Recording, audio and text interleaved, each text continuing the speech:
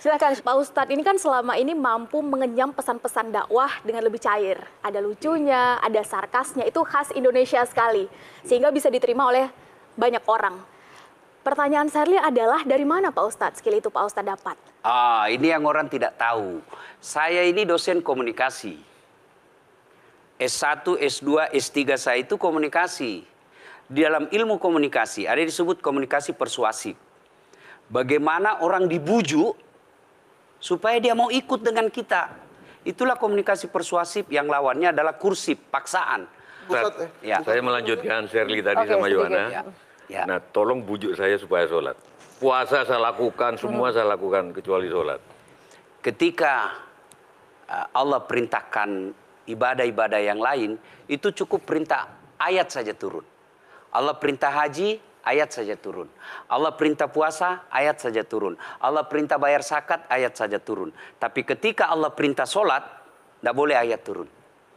Nabi dijemput oleh 2 malaikat, kemudian diajak naik, ketemu dengan Allah untuk menerima perintah ini.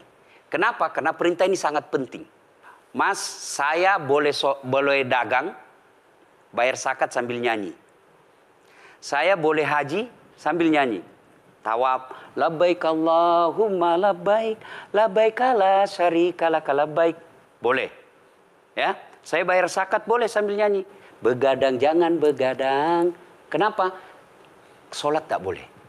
Allahu Akbar. Darah muda, darahnya pada batal salat saya. Kenapa? Inilah puncak penghambaan kepada Allah. Jadi puncak penghambaan kalau saya meraku hamba, salat. Yang paling mulia dalam tubuh kita, kepala. Adik-adik bercanda dipukul pantatmu masih senyum. Dorong dadamu masih senyum.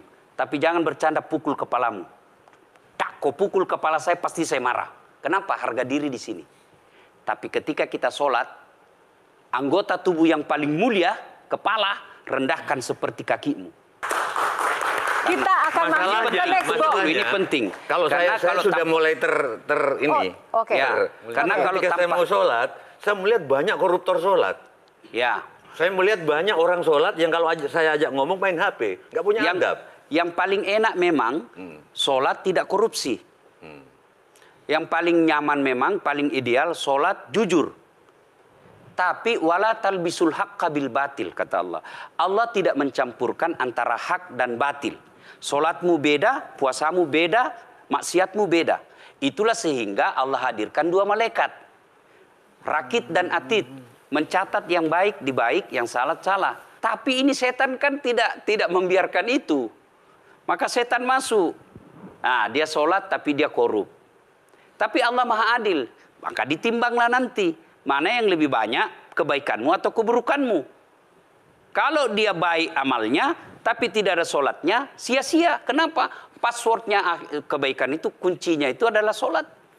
Ustadz ketika naik haji, naik pesawat. Pesawat itu mungkin dibikin orang yang nggak sholat. Iya, betul. Terus gimana dong? Nah, kursi itu mungkin dibikin orang yang nggak sholat. Iya, betul. Terus? Nah, bagi orang yang tidak sholat itu, Allah nanti perlihatkan amalnya. Yang ciptakan listrik ini luar biasa amalnya. Iya. Saya bisa dakwah karena ada mic. Iya. Dan mic itu dari orang non-muslim yang ciptakan. Maka Allah nanti pamerkan.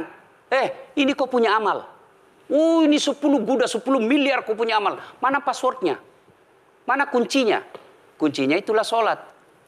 As-sholatu imanuddin, as-sholatu miftahul jannah. Sholat itu kunci kebaikan, sholat itu tiangnya agama. Sebuah bangunan, dia bisa berdiri tanpa dinding.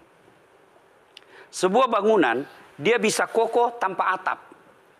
Tapi ketika bangunan tidak punya tiang, pasti tidak kokoh. Tiang itulah dalam agama, sholat. Dia tidak husu, tidak ada urusan. Allah tidak hitung kamu husu atau tidak. Kamu datang deh sujud sama saya. Ya. Sudah sholat, idealnya dia bersih. Karena tidak mungkin sholat kalau dia tidak wudhu. Tapi kok ada orang sholat tapi jorok. Buang sampah sembarangan. Itulah keberhasilan setan menggoda kita. Itulah sebabnya kita minta perlindungan kepada Allah. Kenapa ketika melontar 3 jumroh? Orang haji kan melempar 3 jumroh. 1 tiang, 7 batu. Kenapa tidak dikumpul saja itu? 1 kali lempar, tak. Kenapa? Kenapa mesti 3 hari dan kenapa mesti 3 titik? Itu pesan moralnya, melawan setan itu perlu napas panjang.